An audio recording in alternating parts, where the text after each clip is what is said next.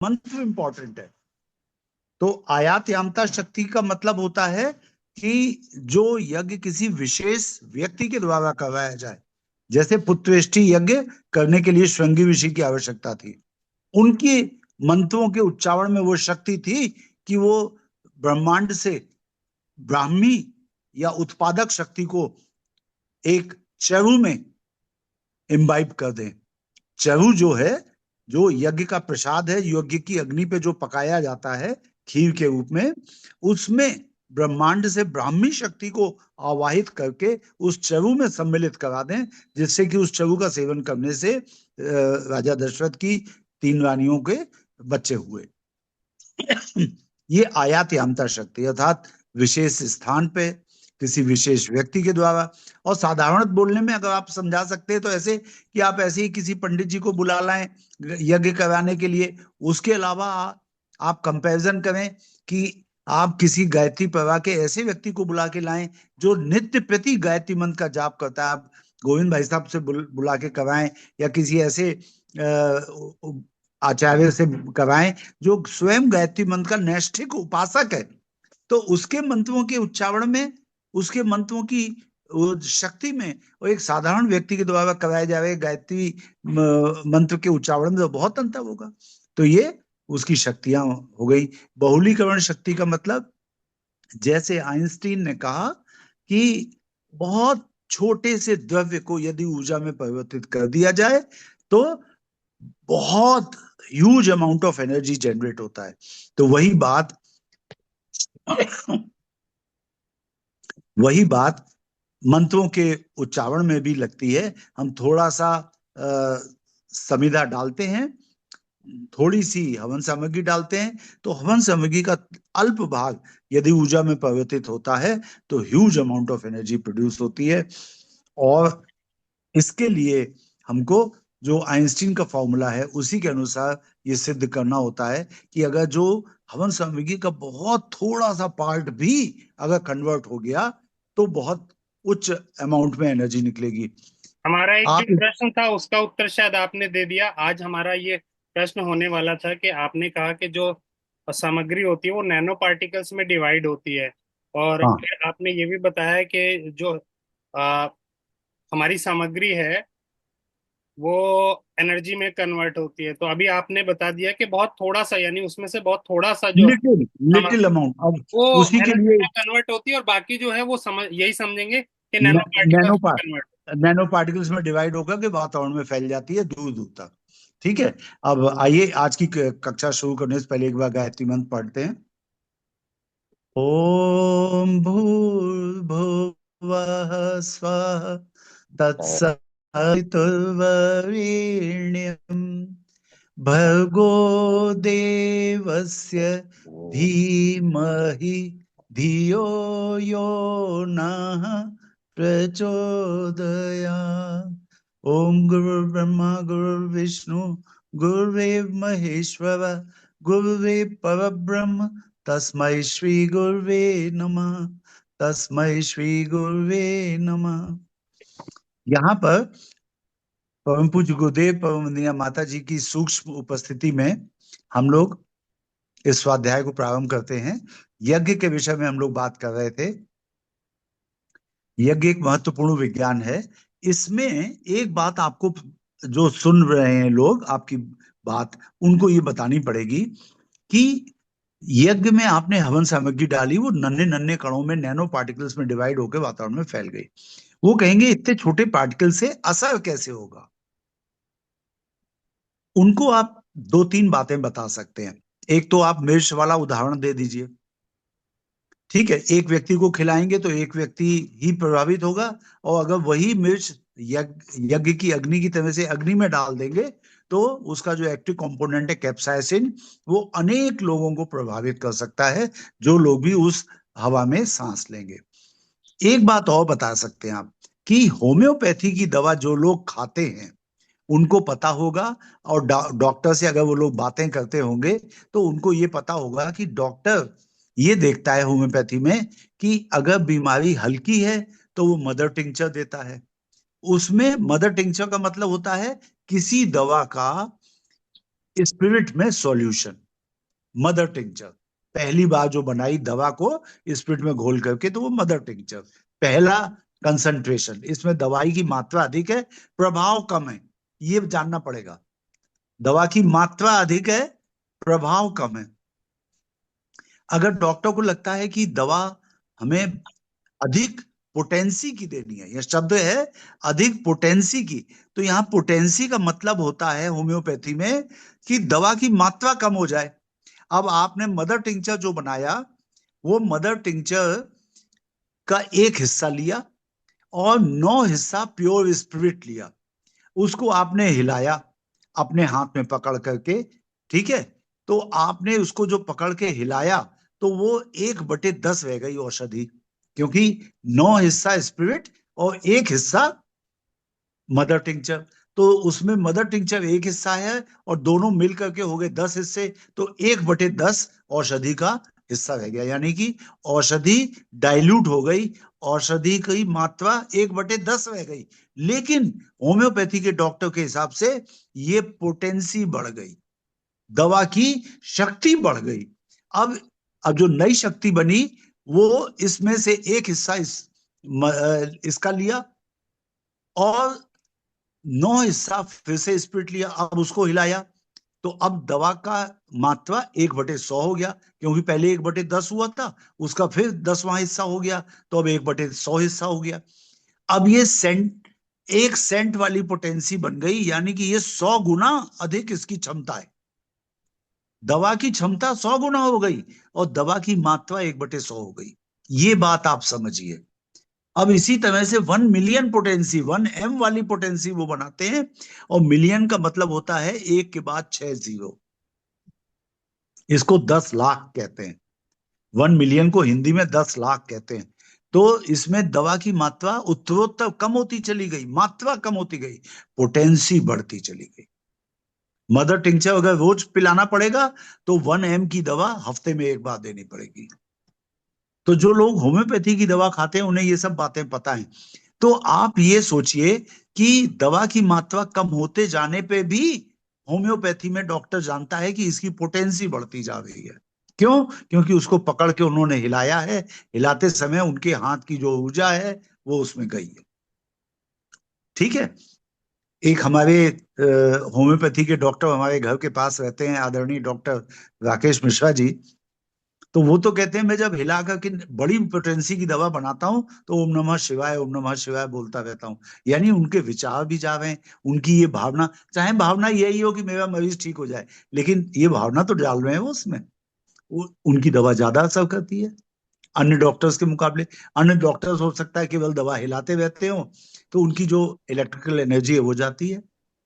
हाँ, और ये भाव तो रहता ही हिलाने होगा से भाई। काइनेटिक एनर्जी भी तो प्रोड्यूस हो जाएगी मॉलिक्यूल्स में। हाँ, वो काइनेटिक एनर्जी भी जा रही है उसमें। ठीक है, बहुत ही अच्छी बात बताई डॉक्टर साहब ने। तो डॉक्टर की जो सीरीज आपने बताई, ये सबसे पहले तो मदर टिंचर बताया था, और हाँ, उसमें रेशो हो गया मतलब 10% मदर टिंचर, परसेंट का। नहीं नहीं, मदर टिंचर के बाद जब आपने अगली हायर पोटेंसी बनानी है, तो मदर टिंचर 1 भाग और प्योर स्पिरिट 9 भाग लेकर के 1/10 औषधि का कंसंट्रेशन हो गया, लेकिन औषधि की पावर 10 गुना बढ़ गई। इसका एक एक हिस्सा ले लीजिए, 9 हिस्सा और स्प्लिट ले लीजिए, अब उसको फिर से हिलाइए, तो अब फिर से 1/10 का भी 1/10 हो गया, यानी 1/100 हिस्सा औषधि रह गई, लेकिन पोटेंसी उसकी 100 गुना हो गई। ऐसे ही आप इसकी औषधि की मात्रा कम करते जाइए और धीरे धीरे पोटेंसी बढ़ती जाएगी। अब सोचिए कि जैसे नमक होम्योपैथी के हिसाब से एक औषधि है, नमक होम्योपैथी के हिसाब से एक औषधि है, और एवोगैड्रोस प्रिंसिपल आपको पता होगा कि 1 मोलर सब्सटेंस में, नमक का 1 मोल होता है 58.5 ग्राम, क्योंकि सोडियम का मॉलिक्यूलर वेट है 23 और क्लोरीन का मॉलिक्यूलर वेट है 35.5। तो सोडियम क्लोराइड का मॉलिक्यूलर वेट हो गया जाकर के 58.5। तो 58.5 ग्राम नमक लिया, उसको स्पिरिट में घोला, तो उससे 1 मोल सॉल्यूशन बना। आपको पता है एवोगैड्रोस प्रिंसिपल से कि 1 मोल वेट में, एक मॉलिक्यूलर वेट में 58.5 ग्राम सोडियम क्लोराइड में 6.023 मल्टीप्लाइड बाई 10⁻23 इतने एटम्स, इतने मॉलिक्यूल्स होंगे सोडियम क्लोराइड के। अगर 58.5 ग्राम नमक लेकर के आप होम्योपैथिक औषधि बना रहे हैं और उसको डाइल्यूट करते जा रहे हैं, तो आप देखिए हर बार उसमें मॉलिक्यूल्स की गिनती कम होती जाएगी, है ना। और एक समय ऐसा आएगा जब 1 मिलियन वाली पोटेंसी आप बनाएंगे तो उसमें नमक तो बहुत थोड़ा सा रह जाएगा, नाम मात्र का, लेकिन असर उसका 1 मिलियन यानी 10 लाख गुना इफेक्ट आ गया। तो ये प्रिंसिपल अगर किसी को आप समझा सके तो आप उसको बता सकते हैं कि हम कैसे पदार्थ को एनर्जी में कन्वर्ट करते हैं। ठीक है, जो होम्योपैथी के डॉक्टर्स हैं वो तो तत्काल समझ जाएंगे। ठीक है, और सामान्य जनता जो होम्योपैथी की दवा खाती है वो भी जानती है कि होम्योपैथी की पोटेंसी जो बढ़ती जाती है तब उसको बहुत ताकतवर हो जाती है दवा, लेकिन उसको कुछ देर बाद प्रयोग करना होता है। जैसे 1 mg की पोटेंसी वाली दवा हफ्ते में एक बार खाते हैं, ठीक है, और उसमें दवा की मात्रा उत्तरोत्तर कम होती जाती है। तो ये तो हो गई बहुलीकरण वाली बात, आयात यामता वाली बात हो गई। एक फल प्रदायनी शक्ति हो गई। फल प्रदायनी शक्ति ये कि हम लोग 2-3 बातें, एक तो मंत्र जो हमने बोला, मंत्र में एक अर्थ होता है, जैसे गायत्री मंत्र है, गायत्री मंत्र का अर्थ है कि सद्बुद्धि की प्रार्थना, ईश्वर से सद्बुद्धि की प्रार्थना। तो फल प्रदायनी शक्ति में जो मंत्र का अर्थ है, मंत्र में जो प्रार्थना का भाव है, वो हमको प्राप्त होता है। गायत्री मंत्र से आहुति देंगे तो हमें सद्बुद्धि प्राप्त होगी। मंत्र का अर्थ, मंत्र में जो प्रार्थना है ईश्वर से, वो हमें प्राप्त होता है। और चौथी शक्ति है कि जो कारण शक्ति होती है, हर एक पदार्थ के, ये आपने पढ़ा होगा, हर एक चीज का स्थूल शरीर, सूक्ष्म शरीर और कारण शरीर होता है। ठीक है, तो आप ये मत सोचिएगा कि केवल मनुष्यों का ही ऐसा होता है। वेजिटेबल्स का मतलब जो भोजन हम करते हैं, उस भोजन में भी 3 पार्ट होते हैं। जैसे आपने जो आलू खाया, ठीक है, तो आलू के भी 3 शरीर हैं। आलू का स्थूल शरीर है जो मल बनाता है, पेट में भार की तरह से महसूस होता है, ठीक है। दूसरा इसका सूक्ष्म शरीर जो है वो सतोगुणी, रजोगुणी या तमोगुणी हो सकता है। जैसे सतोगुणी पदार्थों में आते हैं जौ, गाय का दूध, गाय के दूध से बना हुआ दही, गाय के दूध से बना हुआ घी, नारियल, केला, ये सतोगुणी पदार्थ हैं। तो जो खाने वाली खाद्य पदार्थों का जो स्थूल शरीर होता है वो पेट में भाव महसूस कराता है और मल बनाता है, ठीक है। जो सूक्ष्म शरीर होता है उसमें सतोगुण, रजोगुण या तमोगुण वाली प्रवृत्तियां होती है। रजोगुण, जैसे किसी अच्छी खासी चीज को हम बहुत ज्यादा घी में तल दें, ठीक है, आपने घी में इतना तल तल के भिंडी को एकदम कागज जैसा कुरकुरा बना दिया बहुत ज्यादा, तो वो तली हुई बहुत ज्यादा चीज जो है वो रजोगुणी हो जाती है। जैसे छोला है, राजमा है, मिठाइयां हैं, खोए से बनी मिठाइयां, मेवा, ये सब रजोगुणी है। तमोगुणी में जैसे बासी खाना, इसके अलावा मांस, मछली, अंडा और सड़ गया खाना, जो जैसे लोग एक कांजी बनाते हैं जिसमें राई के पानी को सड़ाते हैं तो कांजी बनती है। कोई भी चीज जिसको आपने सड़ाया, फर्मेंटेशन किया, जैसे जौ के पानी से शराब बनाते हैं, काजू के पानी से शराब बनाते हैं, अंगूर के पानी से शराब बनाते हैं। अगर फर्मेंटेशन कर दिया आपने तो फर्मेंटेशन के बाद जो चीज बनेगी उसमें तमोगुण आ जाएगा। वैसे ही लहसुन, प्याज और 2-3 चीजें और बता दें जो आप लोगों को लगता होगा कि तमोगुणी नहीं है। मसूर की दाल, उड़द की दाल, ये तमोगुणी है। एक मिनट डॉक्टर साहब, आजकल तो आपने जो कांजी का नाम लिया वो तो बहुत ही ज्यादा हेल्दी ड्रिंक में आ रहा है कि प्री प्रोबायोटिक्स, एंड प्री हाँ, उसमें probiotics are bacteria, very essential for health. वो जिसमें भी फर्मेंटेशन हो गया डॉक्टर साहब उसमें तमोगुण आ जाता है, ठीक है। तो अब यहाँ पे तमोगुण, भी आपने ये बताया कि जो बासी खाना है वो भी तमोगुणी है, तो वो इसका भी तमोगुणी है। हाँ हाँ, ये गुदे में साफ लिखा है, बासी खाना, बासी तो खाना, भैया सड़ा इसमें हुआ थोड़ा खाना। विवेक का इस्तेमाल करना होता है, ऐसा नहीं है कि हमारे पास इतनी सामर्थ्य नहीं है और रोज का रोज हम खाना फेंक दे। चलिए भैया, इतना अच्छा मत इनके बनाइए, है ना। गृह लक्ष्मियों के हिसाब से अगर सुबह की दाल बच गई है तो शाम को खा लेने में हर्ज नहीं बिल्कुल। है। आप ठीक है। तो बहुत इम्प्रैक्टिकल हो जाएगा कि आप, मतलब अब गर्मियां आ रही हैं, आप फ्रिज में रखा हुआ खाना नहीं खाओगे क्या? हाँ ठीक है, खाएंगे खाएंगे भैया। ठीक है, आप बनाइए तो हम खा लें। नहीं, ठीक आप है, तो तो माता जी की तमोगुण रसोई में, में खाते हो रोज। अच्छा तमोगुण में एक चीज और बता दें, हींग में इतना तमोगुण होता है जो मांस मछली अंडे से भी ज्यादा तमोगुणी है हींग। तो ये हम बता रहे थे कि ये उनका सूक्ष्म शरीर है खाद्य पदार्थ का। और यहाँ पे खाद्य आपके पदार्थ का, द्वारा दिए गए जितने भी एग्जाम्पल है डॉक्टर साहब, उसमें एक चीज अभी दिमाग में क्लिक करी है कि जितने हाँ भी तमोगुणी है, इसका मतलब वो स्वाद में ज्यादा अच्छे होते हैं। हाँ हो सकता है। इन दालों के आपने एग्जाम्पल बताए, वही दालें हाँ स्वाद में ज्यादा अच्छी लगती हैं। हाँ हो सकता ये है। तो अपना अपना स्वाद है, ऐसा आपने नहीं। हींग नहीं, हींग कुछ डालने से हमें तो शाकाहारी ज्यादा लोगों को, हमें तो नहीं अच्छी लगती उड़द की दाल। हाँ, स्वाद से अच्छा कोई लेना देना नहीं है इसका। महिमा दीदी, एक एक बार दक्षिण भारत में एक विद्वान बच्चा पैदा हुआ। वो जी। विद्वान इतना इतना महत्वपूर्ण रचना करता था संस्कृत की कि सारे विद्वान पढ़ना चाहते थे। वो तो बच्चा था और लोग पढ़ना चाहते थे, लेकिन उसकी संस्कृत को समझ नहीं पाते थे। तो वो सारे विद्वान उस बच्चे की माता के पास पहुंचे और हाथ जोड़ के उनको प्रार्थना करी, हे माँ, आपका बच्चा बहुत अच्छी संस्कृत में साहित्य की रचना करता है, हम उसे पढ़ना चाहते हैं, लेकिन वो इतनी कठिन है कि हम पढ़ नहीं पाते, समझ नहीं पाते इसका अर्थ। आप कृपया इसको आयुर्वेद के हिसाब से विरुद्ध आहार कराइए, इसकी मति थोड़ी भ्रष्ट करिए। आप इसे उड़द की दाल के बड़े दही में डाल करके खिलाइए। उड़द की दाल के बड़े दही में डालने से विरुद्ध आहार हो जाता है, दीदी जानती हैं, है ना। बोले ये विरुद्ध आहार इसको खिलाइए, इसकी बुद्धि थोड़ी कम हो तब हम इसका लिखा पढ़ पाएंगे। और उनकी माँ ने ऐसा ही किया।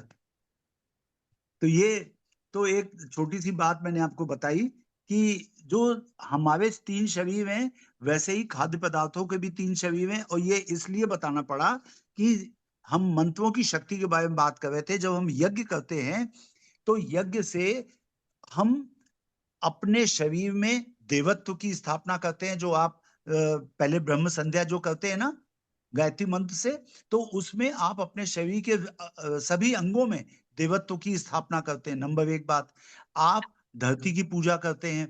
आप जो यज्ञ कुंड है, जो सामग्री है, समिधा है, हवन सामग्री है, उस सब को आप पवित्र करते हैं। ये मानते हैं ना कि पवित्रीकरण के मंत्र बोल करके कि इनको किसी ने गंदे हाथ से छुआ, गंदी भावना से छुआ, गंदी जगह पे रख दिया, तो वो सब कुसंस्कार हवन करने वाली चीजों के खत्म हो जाए। तो ये सब भी मंत्र की एक शक्ति है।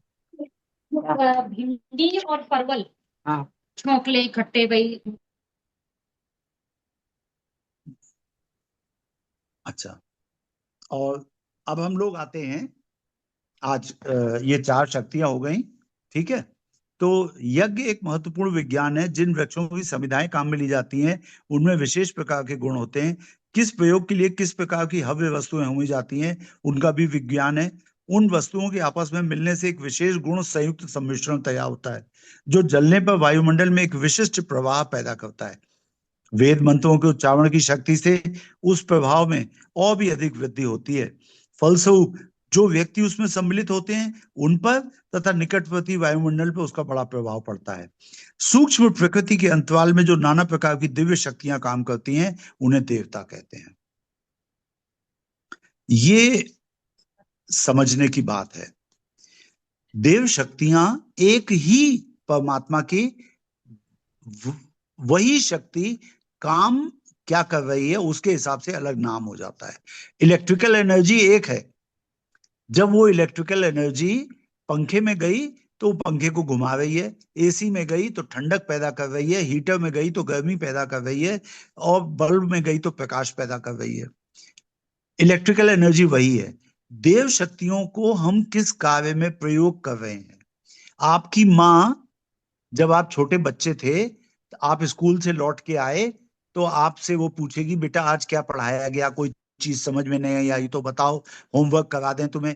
जब आपकी माँ आपको होमवर्क करा रही है तो वो सरस्वती है। उसके बाद आपने पढ़ाई लिखाई कर ली, फिर आपने कहा माँ भूख लगी है, तो वही माँ आपको खाना खिला रही है, अन्नपूर्णा है। उसके बाद आपने खेलने के लिए जाने की आज्ञा मांगी, उसने आज्ञा दे दी, आप खेल कूद के लौट के आए, फिर आपने खाना खा करके सो गए। दूसरे दिन उठे, आपने कहा माँ आज टीचर ने कहा फीस देनी है। वो माँ आपको लक्ष्मी की तरह से आपके स्कूल की फीस दे रही है। और कहीं स्कूल में किसी ने आपकी तरफ बुरी निगाह उठा के देखने की कोशिश की, आपको मारने की कोशिश की, तो फिर वो रणचंडी भी है, काली भी है, कालिका भी है, दुर्गा है। वो उस व्यक्ति को आपको छूने भी नहीं देगी, आपकी ऐसी रक्षा का दायित्व लेगी अपने ऊपर जितना वो कर सकती है, यथोचित अपनी शक्ति भर रक्षा करेगी। तो वही माँ सरस्वती भी है, लक्ष्मी भी है, काली भी है। तो वही देव शक्तियां जो हैं, जो कि प्रकृति के अंतराल में नाना प्रकार की दिव्य शक्तियां काम करती हैं, उन्हें देवता कहते हैं। गुरुदेव ने यज्ञ के ज्ञान विज्ञान में क्लियरली लिखा है कि जो आपने टीवी देखा, टीवी में क्या है, इलेक्ट्रिकल एनर्जी जो है उसको हम कैथोड रे ऑसिलोग्राफ पे, जिसे आप कहते हैं टीवी की पिक्चर ट्यूब, उस पिक्चर ट्यूब में आपने हाई वोल्टेज पे इलेक्ट्रॉन बीम डाली, तो जैसा टेलीकास्ट होता है उसके हिसाब से पिक्चर बन जाती है आगे। तो एक्चुअली तो आपने इलेक्ट्रिकल एनर्जी का प्रयोग किया, उसमें टेलीकास्ट की जो इलेक्ट्रोमैग्नेटिक रेडिएशंस हैं और जो रेडियो वेव्स आ रहे हैं, वो मिलकर के एक पिक्चर बना रहे हैं। तो आप जो मंत्र बोलते हैं, जो आपने गायत्री मंत्र बोला, यह गायत्री मंत्र ऋषियों ने समाधि अवस्था में जाकर के देखा कि यही मंत्र जब उसके दर्शन किए जाते हैं, तो माँ गायत्री की जो तस्वीर आपको गुरुदेव ने दी है, वो ऋषियों के द्वारा अपने सूक्ष्म अंतराल में, अपने मानस लोक में जो मंत्र बोलने पे पिक्चर बनती है, वही रूप आपको मूर्ति के रूप में दिखा दिया गया। तो ये जो कन्वर्जन है आपके द्वारा बोले हुए मंत्र ऊर्जा का इनटू अ पिक्चर फॉर्म, ये भी पॉसिबल है। तो देवता जो हैं वो एक्चुअली ऊर्जा हैं, लेकिन हम जब उनका अपने मानस लोक में दर्शन करते हैं, उस फ्रीक्वेंसी पे आप गायत्री मंत्र बोलते हुए बोलते हुए बोलते हुए बहुत सालों तक आपने गायत्री मंत्र का उच्चारण किया, आपका मनः क्षेत्र उस फ्रीक्वेंसी पे सेट हो गया जिस फ्रीक्वेंसी पे माँ गायत्री के दर्शन किए जा सकते हैं।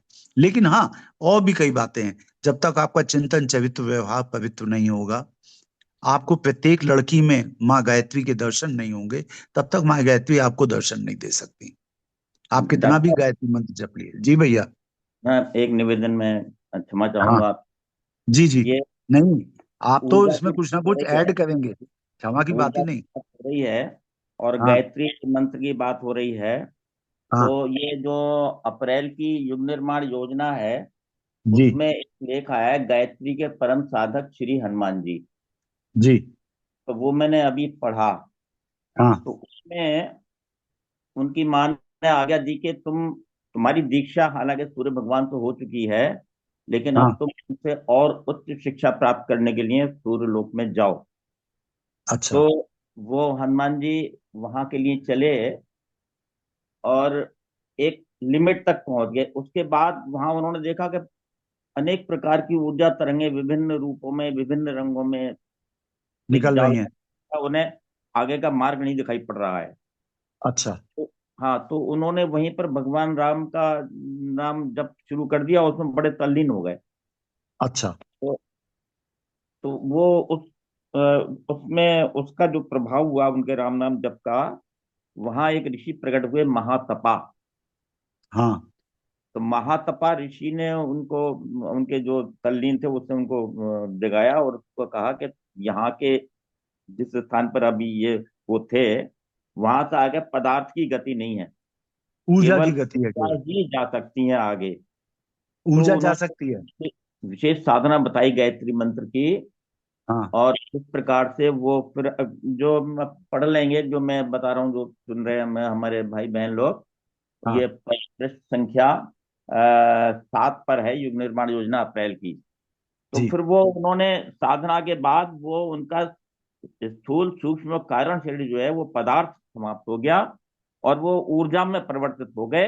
और वो जो ऊर्जाएं वहां पर दिखाई दे रही थी, उसी हाँ रूप में वो स्वयं आ गए, फिर वो आगे जाकर बढ़ पाए। तो हाँ ये उसका बिल्कुल सही कह रहे हैं भैया आप, क्योंकि वो ये सूर्य का जो तापमान है वो इतना अधिक है कि वहां पे पदार्थ रह नहीं सकता।